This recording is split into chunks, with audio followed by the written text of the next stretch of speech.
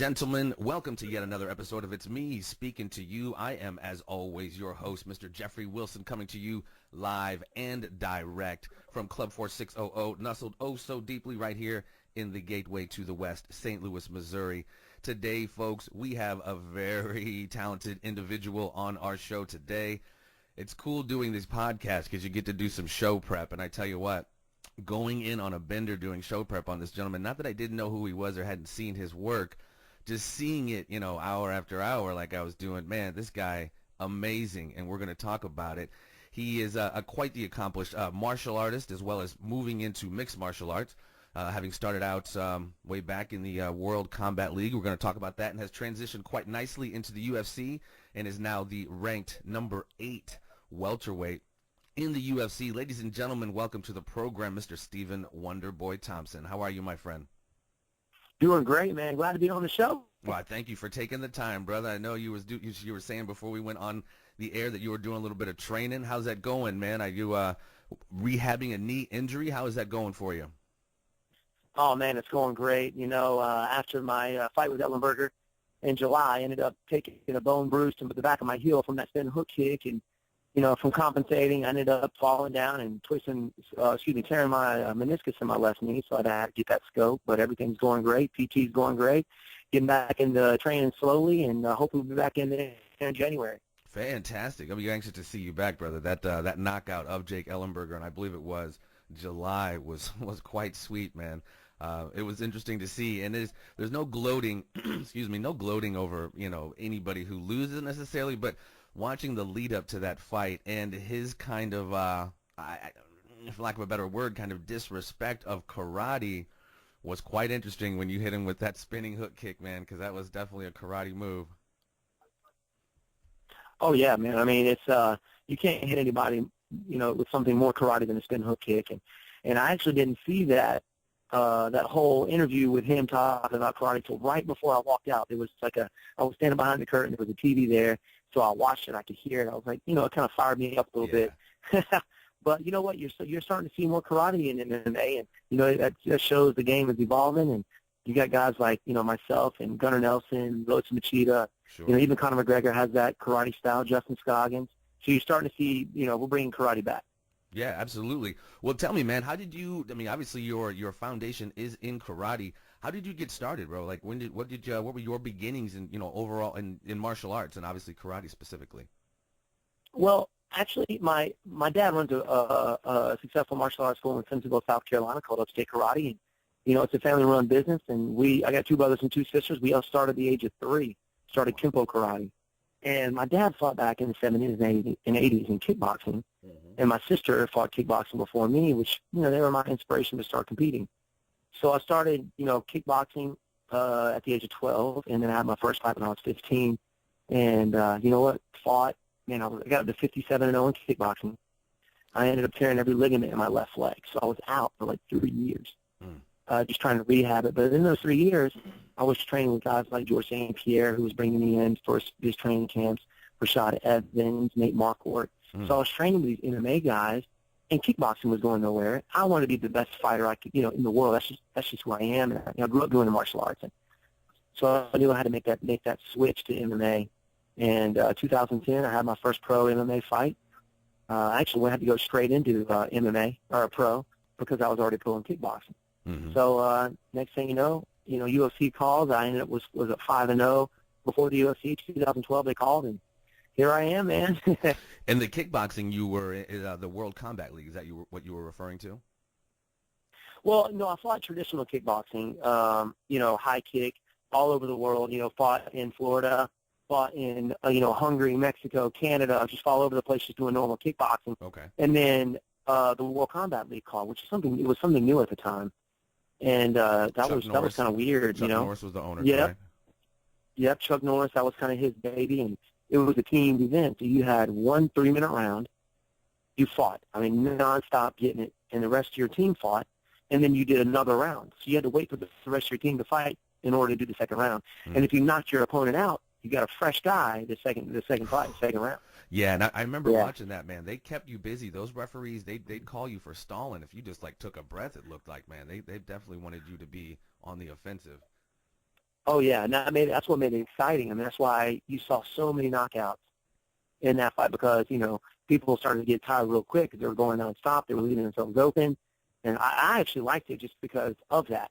Guys would start trying to swing for the fences, and they were leaving themselves open, and then there you go. You take advantage of it. But it was fun, man. It was a lot of fun. Yeah, I had actually being in St. Louis. I forget the name, man. It's escaping me right now, or maybe they were out of Kansas City. But Kevin Hitman Engel St. Louis, and Timmy, was it the Enforcers? The Enforcers, Timmy Connors, Jesse Finney, Kevin Hitman Engel, and actually a friend, Trevor Griffin, was the announcers for some of the fights. So shout out to my guys. Yeah.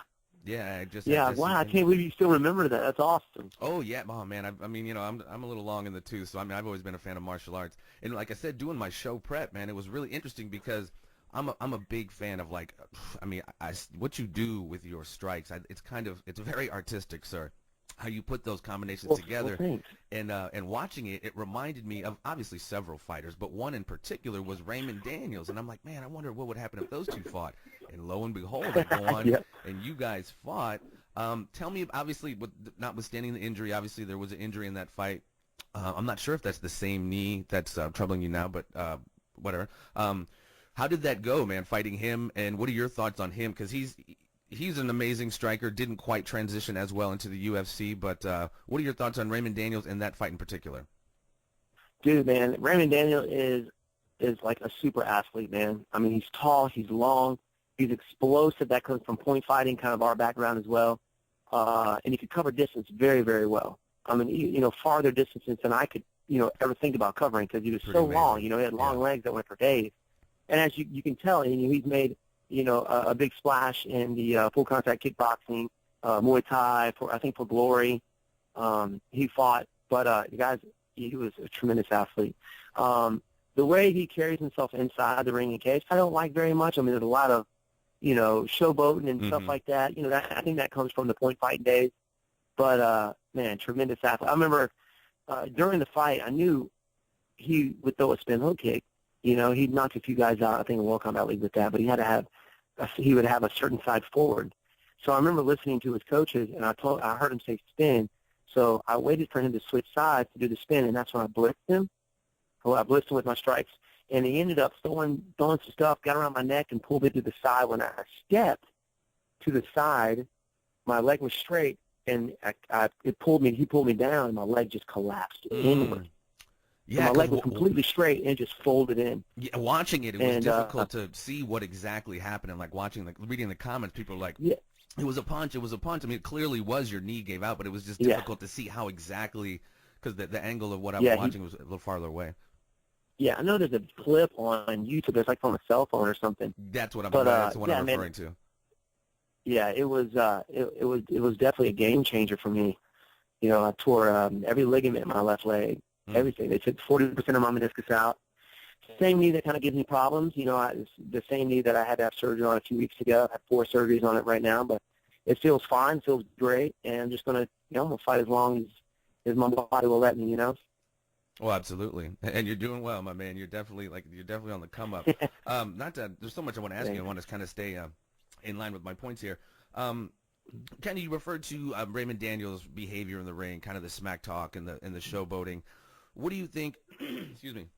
What do you think that role kind of plays now? I've had this discussion. I had UFC Hall of Famer Pat Miletich on, and we kind of discussed that, for lack of a better term, the Conor McGregor effect of really kind of maximizing your dollars through kind of being your own advocate as far as like PR. Really kind of putting on a show outside of the octagon. I know there's a fine line. Where do you think that is? And what's your thought on that kind of, like Chael Sonnen talking his way into a light heavyweight championship fight after losing to Anderson Silva type thing.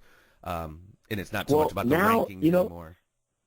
Yeah, now for him, I think it's great that he's doing that, because he's a character. And I know he fights for glory, but he's a character, and that's what people want. They want that person to cheer. They just want, they want to cheer for, or they want that person that they want to boo. You know what I mean? You got to have both. And I think he's great for the game and for the fight game to being that character. You know what I mean? Right. So when I look at it now, I see that back then I didn't see that. Mm-hmm. I wasn't in the game long enough, or in the show, long enough to realize what was going on. And now that I see that, of course, you got the Chael Sonnen and Conor McGregor, and you got these guys, Sure. like Raymond Daniels, who work that person. They're not afraid to do it. I think that's great. That's just not, that's not who I am. Right. But, because I'm not that good at it. You know what I mean? Right. And it does take some intellect to, to actually get out there and spit at the mouth off the whim or right off the bat. You got to be very fast at that. And Sure. he's very good at that. And but I think it's good for the game, man. It's good for the show. I agree. I mean, without being too like WWE promo-ish, kind of being a little WWE promo-ish, because those guys kind of have to talk people into the buildings. That's very and cool. you do that, money will come. Yeah. Really, that's kind of what it's about anymore. I mean, it's really about putting butts in the seats. So you got to kind of walk that. Like I said, it's a fine line. But cool. I like the way you carry yourself, bro. You're a classy dude, man. And like I think Karen Bryan's like, you're just too nice a little bit, but that's all right, man. Just no reason. Thanks, man. Excuse me. What do you think? And you've spoken about this before, and it's really cool, man. Obviously, you said you have a very long family lineage in fighting, and your father has trained you and continues to train you.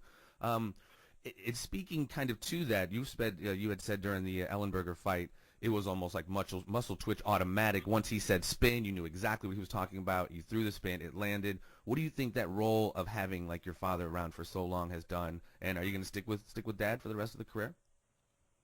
Oh, definitely. I mean, I once my dad stops, I think I would stop. I just don't, it's a trust thing for me. And there's a lot of coaches out there who I think are great and I like, but it's different when your dad is in your corner because he's, my dad's always been a tough guy, but he has my best interest, you know what I mean, at heart, and Absolutely. I trust him. So whatever he says outside, because sometimes while you're in there fighting, you may not see anything that, they see something different outside the cage than you do inside the cage. And during the Ellenberger fight, I heard him say spin, and I didn't have to think about it. I didn't have to wait, can I spin from here or am I going to hit him? Right. I just did it, and it landed. So, he's the only guy really that I trust to be in my corner, to give me those instructions. And you see a lot of fighters who have that father-son relationship, and it doesn't last. Yeah. But, like, Roy Jones Jr., Mayweather, Sure. Those guys. But me and my dad, I understand he's trained fighters since before I was born, world champions. And so I know, I respect that, and I know what he's saying, what he's talking about. He's got the experience. He's got more experience than me. Absolutely. So we keep it different inside and outside the gym. Inside the gym, I understand. He tells me what to do, and I do. Right. That's just what us fighters should do. We should keep our mouth shut and do exactly what our coaches tell us to do. I mean, because that's what's going to happen inside the cage. Right. I'm not going to sit there and turn around and argue with him during the fight. You just got to do it. And of course, we separate that very well. And once we step out of the gym, it's father-son again. Sure. And I just think we juggle that very well. And every now and then we butt heads, but of course. It's just natural. But I would never have anybody else in the corner. Well, and it's besides my pops. It's really cool, man, and it's really cool, because it creates this almost like intangible component. You know what I mean? It's like that's just something not everybody else has in their corner. Is a dad that has had your back for so long, and also that intangible component that is rare in the fight game is the trust. You know what I mean? Your pops isn't going to steer you wrong, so having that there definitely is, I think, gives you kind of also a leg up. I mean, obviously you got skills, but that component I think is very important. Oh, definitely. You have been training with Cat. I mean, obviously you're the level of training you've been doing is crazy, but lately, when you see a lot of guys who are good at not just stand up, but when you see them really good at stand up, the question always is kind of like Conor McGregor: what happens when you take him down? What's his takedown defense? What's his jiu-jitsu like? Have you received those kind of criticisms? And obviously, you're rolling with GSP, who just sings your praises crazily, just like Chris Weidman. What benefit has that given you training with those guys? Man, it gives you a huge confidence booster, to be honest with you. I mean, I'm training with, world champions. These guys are champions of the game. Right. They're there for a reason. And with their wrestling backgrounds and their jiu-jitsu backgrounds, it's kind of I help him, he helps me type deal. So, the most of the guys that Chris has been fighting for the title and for GSP have been strikers. really good strikers like Lyoto Machida, Vitor Belfort has that, one-hitter quitter type strength in his punches. Anderson Silva. So, I'm kind of been that for him, and he's helped me out because his goal is to take those guys down. So when he takes me down, it gives me that extra practice, that extra, not just to have anybody on your legs, but the champion on your legs. Right, You know what I mean? right. It's like when he takes me down, there's no getting back up. I just can't seem to get back up. Right. But just in doing that over and over and over again really helps with your takedown defense. And, you just start seeing things that most people don't see because you're working with the champion. So it's just a huge confidence booster, and to have these guys in on your legs all the time. And I think you could see it when I fought Patrick Cote, of course, Ellenberger when he tried to take me down. It's just, I don't know, man. When you got a guy that big and strong and on your legs, it makes the 170 seem easy. Right. So it's just it's a confidence, and the way they train. Like I said, they're champions for a reason, and they just put themselves through this grind that you normally don't see. And it opens my eyes that, listen, man, this is what I got to do. I got to put myself through the ringer if I'm going to make it where, I want to be. If I want to make it to the top. Right. Chris is the type of guy, he doesn't matter how tired he gets, he's going to break you. He's going to break your spirit. He's going to break you mentally, physically, emotionally. And that's what he does. And in the ring, in the cage, I know if I put myself through that in practice, in the cage is going to be a piece of cake. I know I can do it out there. Yeah, so it's a mental thing. Yeah, I mean, as far as Chris Weidman, I really had slept on him. I've been following the sport for forever, but I just really didn't know much about him until honestly the Anderson Silva fight, and I saw the Munoz fight, and that was amazing. That elbow was sick, and then those two Anderson Silva fights, I was like, wow. And I honestly thought, I was like, all right, we're gonna see. I think Machida's really gonna tell the tale if this cat's for real. And I was very impressed by Chris Weidman, man. I've definitely converted to a Chris Weidman. Not that I wasn't a fan, but he's definitely the truth. And now he's saying he wants to go up to, I think, light heavyweight and fight Jones. I don't know if that's ever going to happen, but that would be a sick fight too. Oh yeah, definitely. I know there was talk about that. I knew he wanted to do that if it was legalized in New York and at where was it going to be at?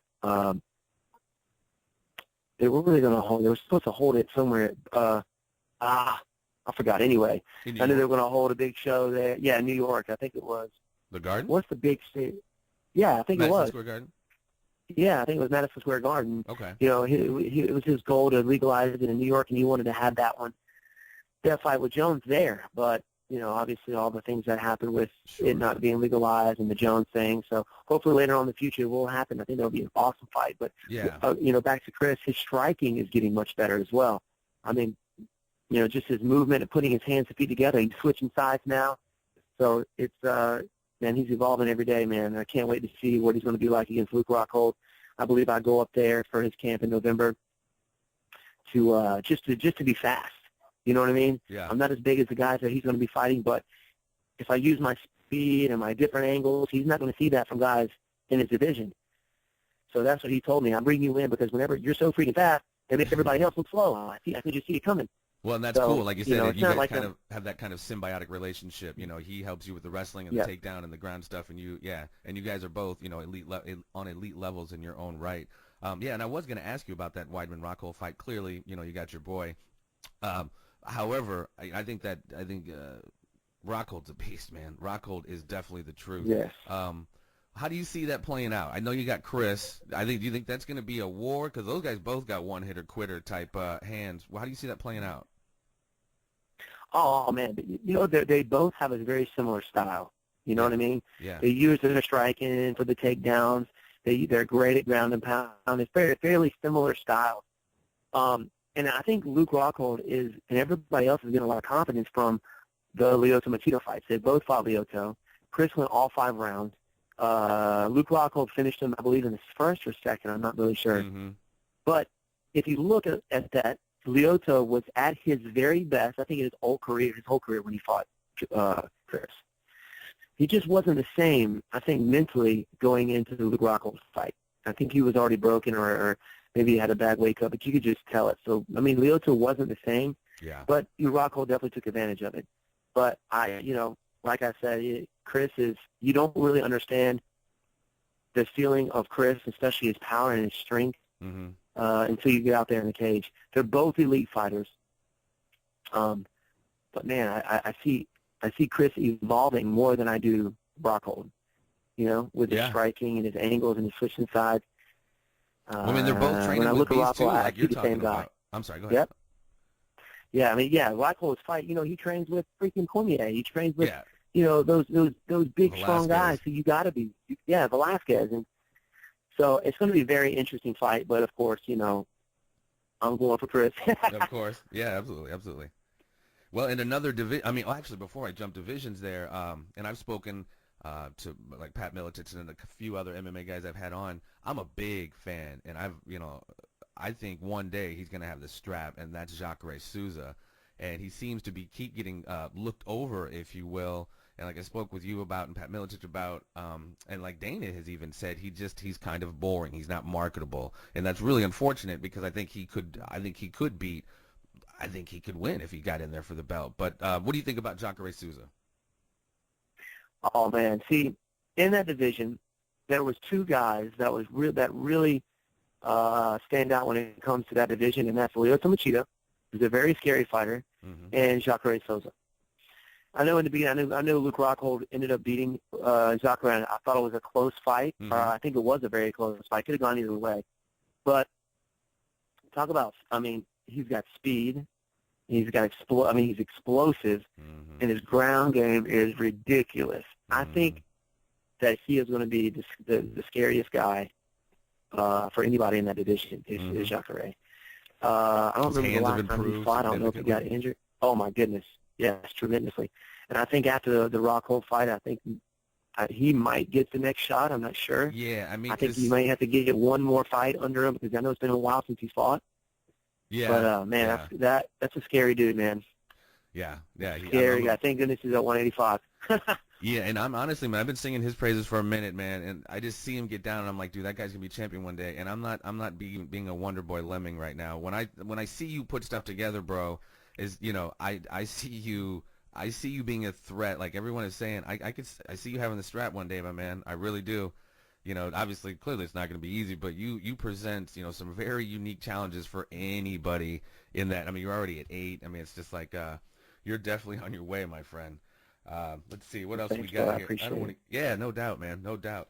Let's see what else we got here. What are your thoughts? The middleweight, not the middleweight. I apologize. The welterweights, your division.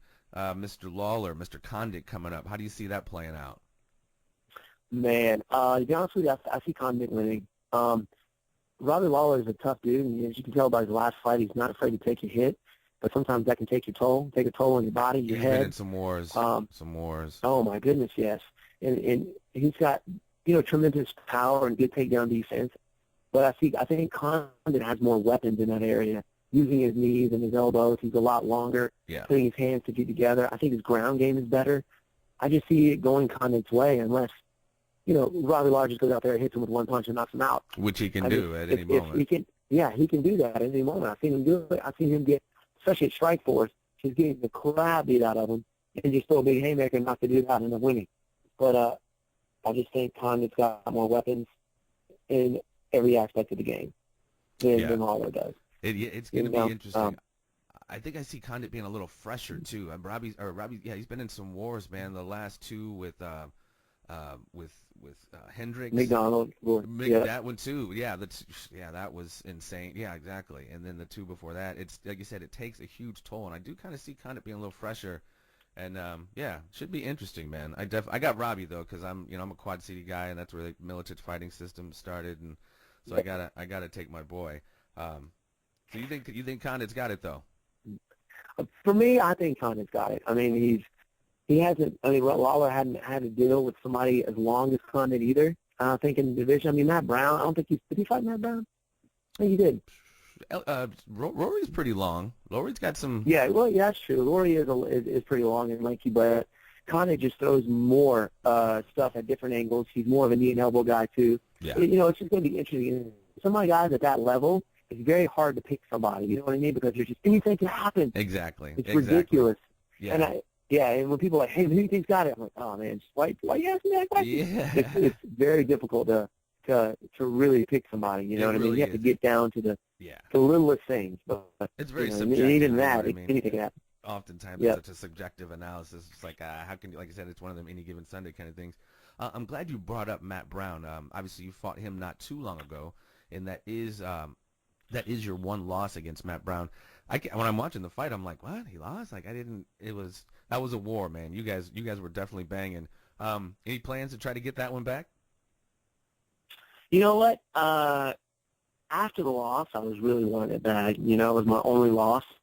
Now that I'm ranked number 8, I just, if it happens, it happens. If it doesn't, it doesn't. You know, my goal is to have that belt around my waist. If he's the guy that's in my way to do it, I thought we put on a great show the last fight. I think we could do it again. But right now, it's not something. And you see it a lot on social media just because everybody asking me the same question. It's, I wouldn't mind. I wouldn't mind fighting him again. It's not one of those things where I got to do it. I just got to get that loss back. Right. It's to the point where I'm ranked number 8. I got a handful of guys right now. Yes, that I could be facing, and I need to be thinking about all of these guys and not just one. Yeah, because all those guys in the top 10 division are scary. Yeah. They're all just legit, man. So it's like I'm not just going to obsess over this. I'm going to, if it happens, it happens. It doesn't, it doesn't. And I'm going to just keep moving forward, man. And it's a good attitude to have, man. Good attitude to have. Yeah. Because like you said, you got a murderer's row, as Joe Rogan calls it, that top 10 in any of those divisions. But man, that welterweight's like, pack a lunch, man. Tell me about it. Night. Well, check it out, man. I don't want to keep you too much longer. What are your thoughts on Miss Ronda Rousey and her bout coming up? Man, Ronda Rousey, like you said, is the truth, man. She's definitely the best in her division. I don't think there's anybody in the division that can take Ronda right now. No. It is a small division, and I know they're trying to find fighters to fight her. I don't think Holly Holmes is there yet. She could be. I mean, she's got great striking, but I just don't see it going her way. Yeah. I think Ronda's her hand's gotten so much better, and I think she's just a better all-around fighter. But I'm looking for people are just watching her, just to see if that one person could just beat her. You know what I mean? Of course. It's like, can it happen? Is she going to lose? Is this fighter just going to do something nutty and end up knocking her out? But I just don't see it happening, man. I don't think there's anybody in the division right now that could beat her. I don't. She's definitely ahead of her time. And, I spoke with, again, Pat Miletich about it. People like her, like Roy Jones Jr., they're so good. Like the people that come up against him, he just makes it look easy. And that's kind of what Ronda does. And people, I'm honestly like yourself, when you start training at such a young age and your body has that just muscle memory that just some people pick it up so much later, I think that's another inquantifiable component that like people like you have, Rousey has, that you're getting in there with somebody who's been throwing people and kicking people for a very long time. So like that's definitely can pose its own problems. Well, check it out, brother. I agree. So when are you trying to get back, man? I've heard in other interviews, not to be people talking about other people's interviews, but the beginning of the year, hopefully. Yep. The plan was to get back in shape. Hopefully, if because I know the top 7 guys right now have fights coming up, and if somebody got injured, I can jump in. But if it doesn't look that way, I'm slowly get back into training. But if that doesn't happen, then January. We're looking at January, Joe Silva said. So I just don't want to rush getting back in shape and end up hurting my knee again. I've done that before, which is one of the reasons I was out for so long, because I just was stupid when it came to the waiting process for the knee healing up. And so I just want to do it right and still working on some skills. So we're looking at January, my friend. Very cool, man. I can't wait to see you back, man. I hope, obviously, that all the physical therapy continues to go well. Before I let you slide, my friend, there is one final segment that we do here on the program. It is called the Conspiracy Triangle of Doom. Very simply, 3 simple questions, not simple questions, 3 questions. You can say yes or no, very simply, or you can elaborate if you wish. Are you prepared, sir? Okay. Let's do it. Question number 1. Question number 1, sir. Do you believe in the existence of extraterrestrial intelligence? You know what? I do. Yes. That's a yes. Just because, if you look at it's kind of a kid thing in me as well. You know what I mean? Just to believe in something that everybody says is not true. Sure. Kind of like, Santa Claus or the Tooth Fairy, something like that. I don't know. I think it's the kid in me that maybe wishes that was true. You Right. know what I mean? Right. And I'm a sci-fi guy. You know, I love to watch sci-fi movies. It's just one of those things. Right. It's one of those what ifs, right? What if? We can't be the only ones, or could we? Who knows? Who knows? Yeah. Question number 2, sir. Moving on to a little bit more of a heady subject. Do you follow the narrative, or do you believe the narrative or the official story of the events of November 22nd, 1963? Do you believe, sir, that Lee Harvey Oswald fired 3 shots from the Texas School Book Depository, killing our 35th president, John Kennedy? He was the one caught with the gun, but I do believe there was more involved than what we see, than what is shown. You know what I'm saying? So I can't really say it wasn't him, but I do believe that there was a lot of parties involved or wanting that to happen. So There was. Yeah. Man, I think, they could, the government or whatever, whoever was doing the mafia, they say. You smell a rat planted is it. what you're saying. You smell a rat. Exactly. I smell a rat. Exactly. Something's fishy. I agree. Very good. Moving on. Question number 3. Along the similar lines of following official narratives, do you believe the official story and the official narrative of the events of September the 11th, 2001? Obviously, you have the 19 terrorists, and then on the other side, you have the stories of inside jobs, etc. Exactly. I think it was a terrorist attack. I really do. I know there's a lot of conspiracy theories saying it's our own government, and that could possibly be true as well. I mean, it's just the media. I mean, the media controls everything, what we believe and what we see. Because a government controls that, and so I could see both sides of the story. But Absolutely. man, I get a lot of friends. My dad's a big conspiracy theorist as well. I mean, he loves to study and to kind of get into all that stuff. I think it's pretty cool to chop it up with your dad sometime. Right. Oh man, you got to, man. My dad is definitely legit when it comes to that stuff. Nice. So, and it's something I really think about, Sure. a lot. But I think there is like you said, I smell something fishy there as well. Yeah.